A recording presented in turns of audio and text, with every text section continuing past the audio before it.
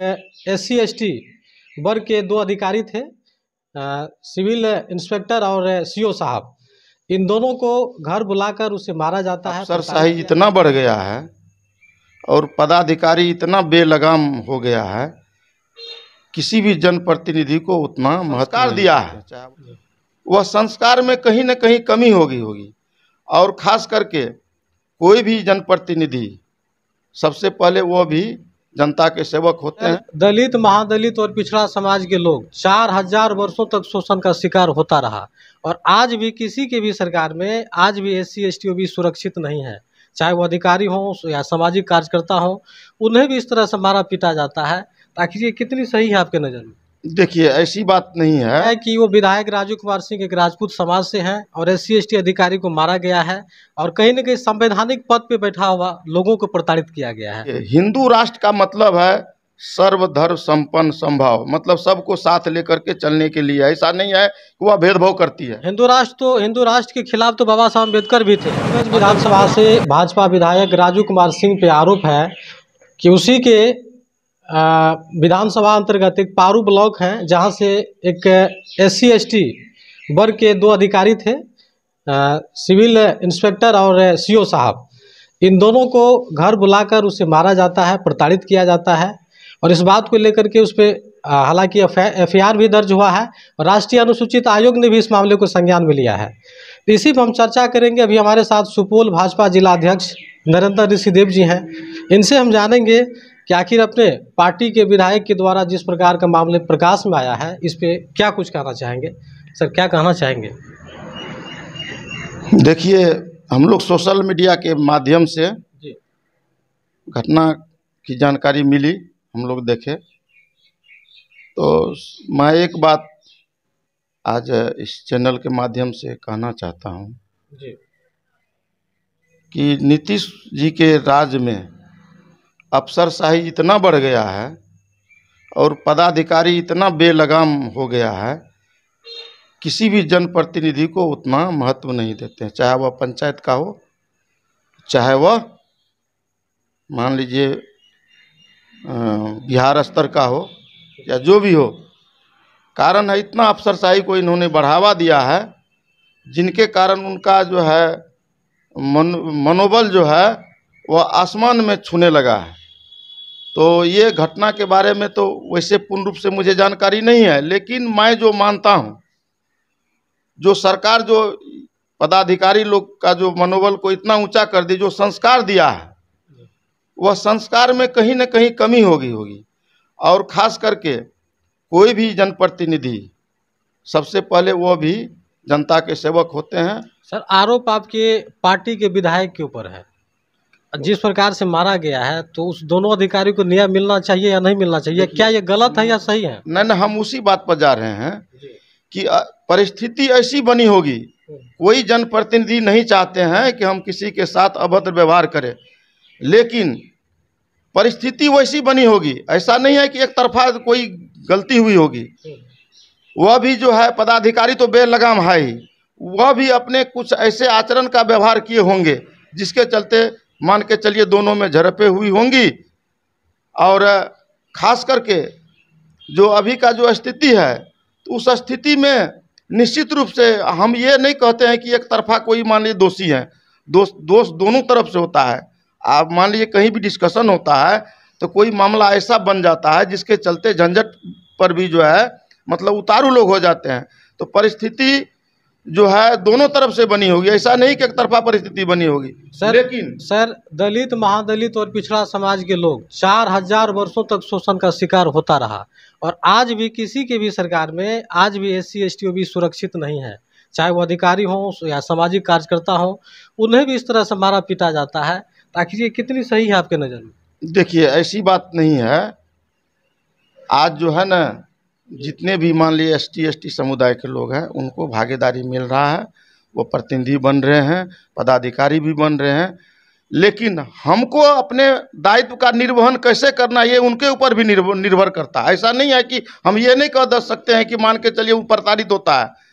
आपका चरित्र अगर वैसा होगा तो निश्चित रूप से प्रताड़ित होइएगा। अगर आपका चरित्र अच्छा है तो निश्चित रूप से आप जो है आपके प्रभाव से दूसरा आदमी भी जो है वह सबक लेगा और आपके साथ मिल के काम करेगा। तो विधायक के ऊपर जो आरोप लगाया गया है, तो क्या आपको लग रहा है कि इसका उद्भेदन होना चाहिए या नहीं होना चाहिए? इसमें जो भी सही साक्ष्य होंगे वो सामने आने चाहिए कि नहीं आना चाहिए? देखिए, जहाँ तक मान लीजिए न्याय का सवाल है, तो हम तो यही कहेंगे कि अगर मान के चलिए हमारे विधायक जी अगर दोषी हैं तो उनका भी जांच होना चाहिए, और ये स्थिति उत्पन्न पदाधिकारी जो किए हैं मान लीजिए झंझट का, उनके ऊपर भी जो है उनका भी जांच होना चाहिए। ऐसा नहीं है। इस हवाले से लोगों का कहना यह भी है कि वो विधायक राजू कुमार सिंह एक राजपूत समाज से हैं और SC/ST अधिकारी को मारा गया है और कहीं न कहीं संवैधानिक पद पे बैठा हुआ लोगों को प्रताड़ित किया गया है। इसे जातिवाद के भी नज़र से लोग इसको हवा दे रहे हैं। नहीं, ऐसा नहीं। हमारे यहाँ एक वीडियो आए हुए थे, त्रिवेणीगंज का मैं बात कर रहा हूँ। वह जात का हरिजन था, हरिजन मतलब अनुसूचित जाति के लोग थे, वो पासी समाज के थे जी। और वो इतना अपने आप में स्टेबल थे, वह जो है ईमानदार अफसर थे, और उन्होंने कितने उच्च वर्ग के लोगों को थप्पड़ मारने का काम किया है चैम्बर में। तो वैसा पदाधिकारी होना चाहिए। अगर पदाधिकारी के चरित्र पर भी निर्भर करता है, उनके कार्यकलाप पर भी निर्भर करता है। आज हम लोग SC समुदाय के हैं, अगर हम लोग के साथ अगर ऐसा होगा तो हम लोग भी बर्दाश्त नहीं करेंगे। पहले आचरण मुझे बनाना होगा।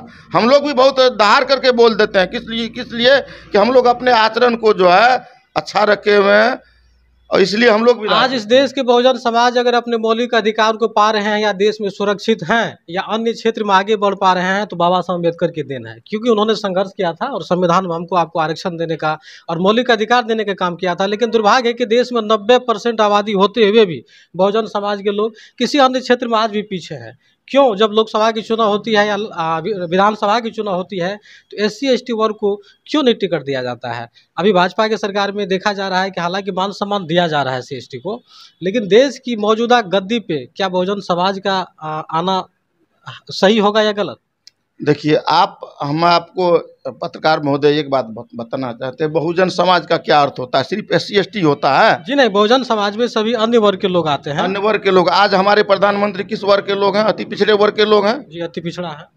फिर तब जब हमारे मुख्य शीर्ष पर जब हमारे प्रधानमंत्री जब बहुजन समाज के लोग हैं, हमारे राष्ट्रपति क्या है? एक अनुसूचित जाति समाज के लोग हैं, जनजाति समाज के लोग हैं। मैं क्या हूँ? तो ऐसी बात नहीं है। आप में अगर क्षमता है, आप उस लायक हैं, तो आपको उचित सम्मान। अच्छा सर, देश में अभी हिंदू राष्ट्र की मांग हो रही है, क्या आपको हिंदू राष्ट्र चाहिए या संविधान वाला राष्ट्र चाहिए? देखिए, दोनों चाहिए हमको। ये कैसे संभव है? आप अगर हिंदू राष्ट्र को बनाएंगे तो सबसे पहले उस रास्ते में सबसे बड़ी रोड़ा है संविधान। संविधान को आपको हटाना होगा। संविधान वाला राष्ट्र चाहिए या हिंदू राष्ट्र चाहिए? देखिए, संविधान जो है वह व्यवस्था के लिए है जी, ठीक है। संविधान व्यवस्था देती है नागरिकों के व्यवस्था के लिए, देश के उन्नति के लिए और समाज के सभी वर्गों के लिए संविधान जो है वह विकास के लिए और देश के लिए समर्पित है। जहाँ तक हिंदूवाद और राष्ट्रवाद का समाज है तो समाज में सभ्यता, संस्कृति, आचरण और जो है आदमी का जो व्यक्तित्व जो है वह जो है धर्म ही देता है। अगर धर्म नहीं रहेगा तो हम लोग जो है आज जो रिश्ता है, सामाजिक रिश्ता है, माँ बाप का रिश्ता है, बेटा का रिश्ता है या समाज में अन्य रिश्ता है और देश के प्रति जो लोग को समर्पण का जो भावना है वह हमें सभ्यता, संस्कृति और जो है सनातन हिंदुत्व भी हमें देती है। ऐसा नहीं है। संविधान में समानता को दर्शाता है। संविधान में सभी धर्म, सभी मजहब के लोगों को अधिकार दिया गया है। जब आपका हिंदू राष्ट्र ये भारत बनता है तो उस क्रम में अनेक धर्म के लोग यहाँ पे रहते हैं, तो वहाँ पे संविधान तो एक तरह से मिटा देने का ही कार्य होगा, क्योंकि हिंदू राष्ट्र बनने के बाद जो अन्य धर्म के लोग हैं उसकी भी मांग होने लगेगी, हमें भी एक अलग राष्ट्र चाहिए। नहीं, ऐसा नहीं है। देखिए, यहाँ हम लोग, आप शुरू से अगर भारत का जब इतिहास देखना चाहते हैं तो आप कितना कालखंड हुआ ये अभी आप जानते हैं। और जो आज जो है, देखिए, हिंदू राष्ट्र का मतलब है सर्वधर्म संपन्न संभाव, मतलब सबको साथ लेकर के चलने के लिए। ऐसा नहीं है कि वह भेदभाव करती है। हिंदू राष्ट्र के खिलाफ तो बाबा साहब अम्बेडकर भी थे, और जब संविधान देश में लागू हुआ तो देश को जब धर्मनिरपेक्ष लागू किया गया तो उस समय भी सब कुछ शून्य घोषित कर दिया गया था। देखिए, ऐसी बात नहीं है। बाबा साहब भी जो है ना वह भी धर्म को मानते थे। क्या ऐसा नहीं लगता है कि हिंदू राष्ट्र में फिर से पुनः समाज मनुस्मृति लागू होगा और जातिवाद, भेदभाव, छुआछूत की खाई और भी बढ़ेगी? देखिए, यह डिपेंड करता है पहले के बात में। हमारे बाप दादा क्या करते थे हम उस पर नहीं जाना। हमारे बाप दादा बैलगाड़ी पर चढ़ते थे, आज SUV पर चढ़ रहे हैं। तो हम आज पढ़े लिखे हैं। ये देन तो बाबा साहब अम्बेडकर की है ना। आज संविधान की ही बदौलत आप आगे बढ़ रहे हैं। देखिए, संविधान के साथ साथ हमको जो है कर्म पर भी मतलब ऐसा नहीं है। जीने के लिए धर्म चाहिए, हम सनातनी धर्म से है वो सही है, लेकिन इस देश को एक सूत्र में पिरोने का काम संविधान करती है। जरा आप सोचिए, अगर संविधान देश में नहीं होता तो क्या आप इस पद पे आज होते? आप बताइए कि कितने वर्षों तक बैकवर्ड ने दुख को सहा है, झेला है। आपको पढ़ने का अधिकार नहीं था, शिक्षा पे रोक था, धन रखने का अधिकार नहीं था, अच्छे वस्त्र पहनने का अधिकार नहीं था, महिलाओं को सम्मान नहीं था समाज में। उन तमाम चीज़ों को मिटा के देश में एक संविधान दिया गया। देखिए, पहले का जो स्थिति है अभी का स्थिति में बहुत अंतर है। एक बात आप बताइए कि हम बाबा साहब अम्बेडकर को कौन बड़ा बनाए, कौन पढ़ाए? वो भी तो उच्च वर्ग के लोग थे। क्या उनको जो कैम्ब्रिज विश्वविद्यालय जो भेजे पढ़ने के लिए, उनके पीछे किनका हाथ था? या वो अगर दलित समाज के कोई वैसे सक्षम व्यक्ति थे जो उनको वहाँ पढ़ाते? ये सब बात नहीं है। देखिए, ये जो है ये सिर्फ जो है संविधान को ये जो है राजनीतिक स्तर पर इनको जो है लोग बांट करके जो है इस ढंग का काम कर रहा है। सर, आप शेड्यूल कास्ट से आते हैं, आपसे बहुत सारे लोगों को उम्मीद है कि आप शेड्यूल कास्ट से हैं और भारतीय जनता पार्टी को ज्वाइन किए हैं, जिला अध्यक्ष बने हैं। क्या सोच कर आप भारतीय जनता पार्टी में आए? आखिर क्या ऐसा कुछ भाजपा में लगा जो आप इस पार्टी में आए? देखिए, भाजपा ही एक ऐसी पार्टी है जी, सबसे पहले उसमें राष्ट्रभक्ति का जो है कूट कूट करके भरा हुआ है। राष्ट्र रहेगा तब हम लोग रहेंगे, राष्ट्र सुरक्षित रहेगा हम लोग रहेंगे।